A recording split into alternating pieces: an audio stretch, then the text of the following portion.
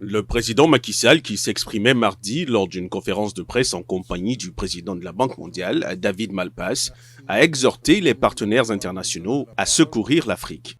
Et nous avons aussi échangé justement sur cette conjoncture mondiale marquée, comme vous le savez, par l'impact inquiétant de la crise en Ukraine, qui a déjà sur nos économies déjà fragilisées par le choc de la pandémie Covid-19 et qui subit déjà de plein fouet les effets de cette guerre en Ukraine. J'ai souligné l'urgence de la demande africaine de la réallocation des droits de tirage spéciaux des pays riches en faveur des pays en développement, et particulièrement des pays africains, pour soutenir nos efforts de résilience et de relance économique. Les DTS sont une sorte de monnaie créée par le FMI. Ils peuvent être accordés par le FMI directement aux pays membres. Ces derniers peuvent les utiliser soit pour rembourser leurs obligations auprès du FMI, soit pour ajuster leurs réserves monétaires.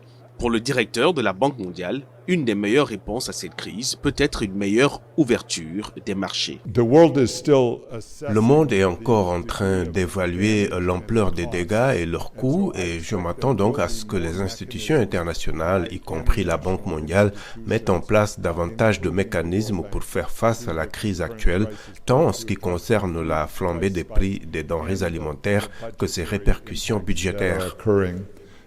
La communauté internationale s'est accordée sur le principe d'une émission globale de DTS de 650 milliards de dollars pour amortir l'impact de la pandémie de Covid-19, dont 33 milliards doivent revenir mécaniquement à l'Afrique par le jeu des quotes-parts au sein de l'institution de Washington, un montant jugé très insuffisant par l'Union africaine. L'Union africaine avait, dans un communiqué publié le 24 février, appelé la Russie et tout autre acteur régional ou international au respect impératif du droit international, de l'intégrité territoriale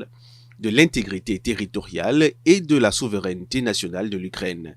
Elle avait exhorté la Russie et l'Ukraine à un cessez-le-feu immédiat et à l'ouverture de négociations sous l'égide de l'ONU.